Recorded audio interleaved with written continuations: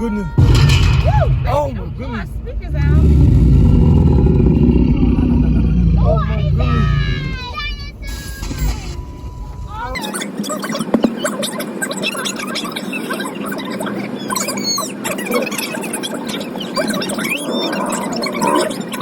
Whole sacks of air in their joints. Look, it's dinosaurs! Oldest known dinosaur. Here's a large predator known as Tyrannosaurus. Tyrannosaurus is named one of the largest predatory dinosaurs that lived in the Triassic period. They lived in what is now Argentina. I saw that pterodactyl!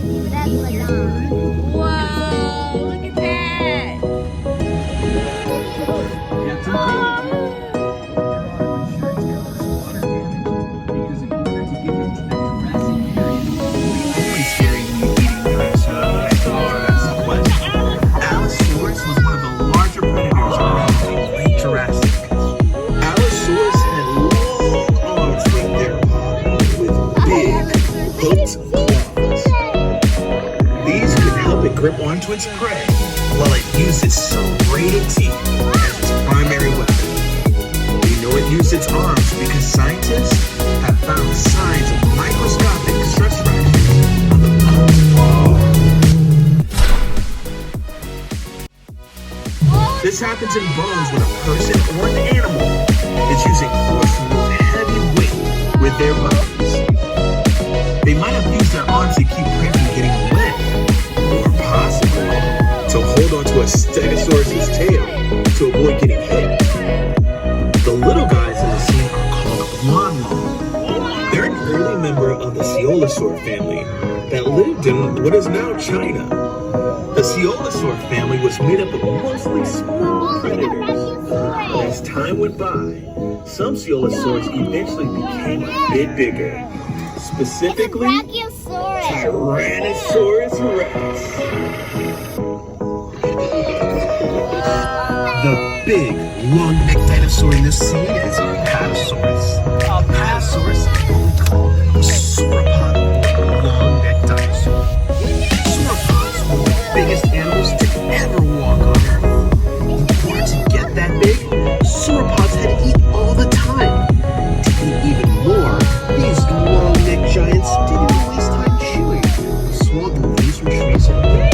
But they had a special trick to help them digest the food.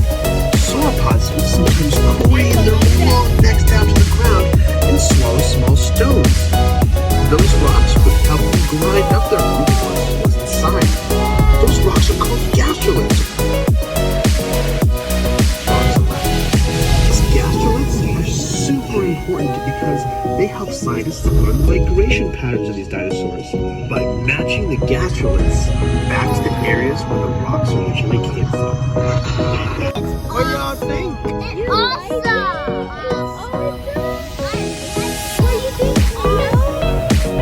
Look at Daddy, what do you think, Tato? Tell y'all, what do you think, man? You like them? Like it? Yeah, look at long We find ourselves in the early Cretaceous period. The Cretaceous was the longest of the three periods of the Mesozoic. The Cretaceous period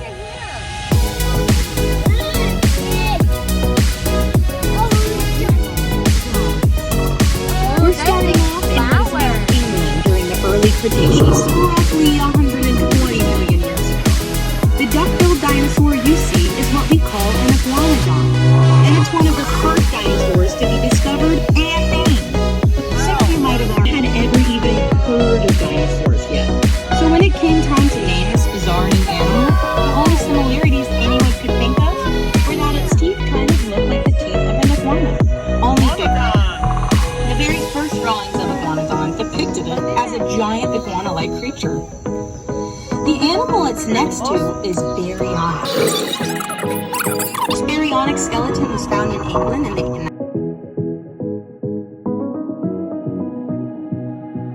fish bones and fish scales inside of its belly, along with a few bones from a young iguanodon.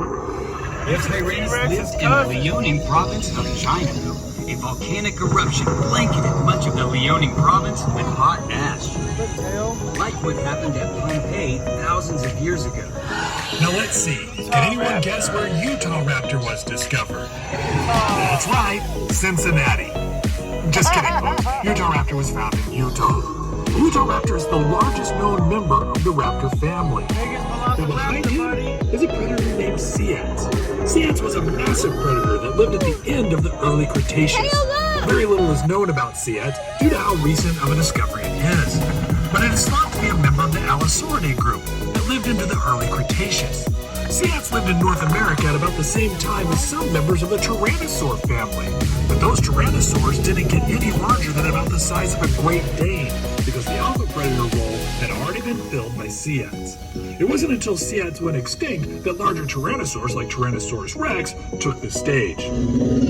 Also in this scene, you'll see Deinonychus, or Deinonychus if you prefer. The name means terrible claw because of the sickle-like claws on its toes. If you've ever seen a movie that had a dinosaur called Velociraptor, there's a good chance it was actually a Deinonychus, and the director just thought that Velociraptor sounded cooler.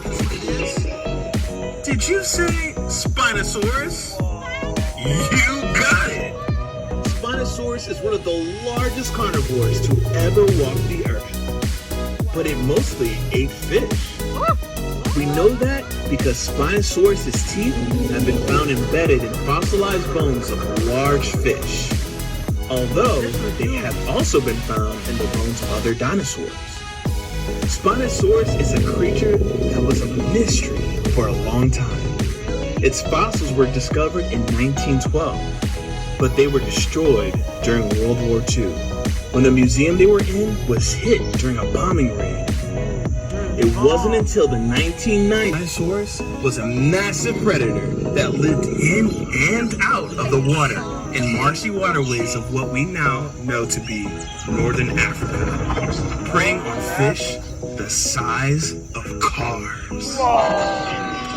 Hey, duck carapace. And just like sea turtles today, it probably laid eggs on land. The huge, fearsome creature is Tylosaurus, a relative of Mosasaurus that been used to ram into its prey. Tylosaurus is a member of the Squamata family, just meat-eating dinosaurs. Though it may look a lot like T-Rex, it's actually a much different animal. Unlike a T-Rex, it has 3 claws on each hand, a minor bone structure, and teeth that were designed for slicing. Unlike a T-Rex, which were meant for rushing through bones and ripping car tops open. Speaking of which, if you see one of our missing T-Rexes, please let one of our 3 security guards know where. Second largest in this scene is Carnotaurus, which means meat-eating bull because of the peculiar horns on its head. It might have used its horns as a weapon against other predators. It's a very funny-looking dinosaur, not just because of the horns, but because of its tiny little arms. Carnotaurus is one of the smallest arms of any known dinosaur, even smaller than the T-Rex. The small dinosaur you see in this scene is Albersaurus, a small, fast predator that lived in Argentina during the late Cretaceous period. Were sometimes called duck-billed dinosaurs because of the shape of their snouts. Other hadrosaurs include Iguanodon, Tyrannosaurus, Aloratitan, and Edmontosaurus, among many others. Parasaurolophus is a cool dinosaur because it's one of the few dinosaurs where we know what they might have sounded like. Paleontologists discovered that by looking at the crest on its head. What they found were tubes inside going back and forth between the nasal passage and the throat. When they recreated blowing air through their tubes, they discovered that the crest would have made a horn sound. Quetzalcoatlus is the largest flying animal to ever take to the sky. It lived in what's now Texas because everything is bigger in Texas. It's named after the Quetzalcoatl, the Aztec feather serpent deity. It had a wingspan of 36 feet. That's the same as a small plane. Standing like it is here, it was the height of a giraffe, but would weigh less than 600 pounds. That's a lot, but it's incredibly light for an animal of this size because it was doing everything possible to be as light as possible. Family of flying reptiles that lived at the same time as dinosaurs. Like many, but not all pterosaurs, Quetzalcoatlus had no teeth, unlike our missing T-Rexes who have very large teeth. Now, if you have any other questions about the creatures you see, go ahead and text that question to 844-DINO-411 or 844-346-6411. The big carnivore in here is Albertosaurus. Albertosaurus is a close relative of T-Rex, roughly half the size of a fully grown T-Rex. Albertosaurus is named after the Canadian province of Alberta, where almost all of the remains of Albertosaurus have been found. This makes Albertosaurus a Canadian dinosaur. And if you listen very carefully, you can almost hear it apologizing. Sorry about that. What do you think about this creature?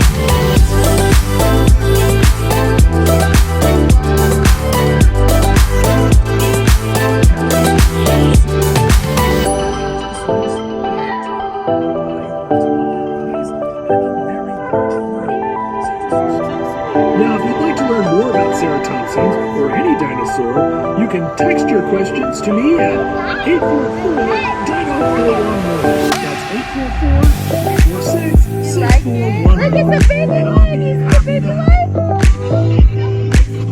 This dinosaur is a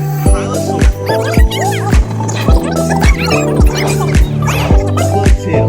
Look at that.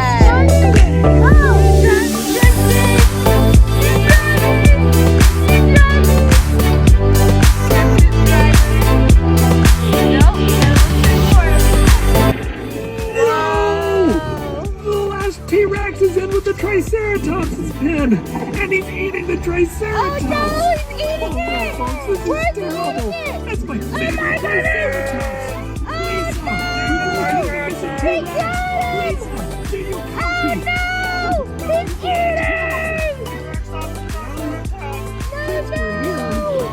Triceratops is an herbivore from the end of the Cretaceous period.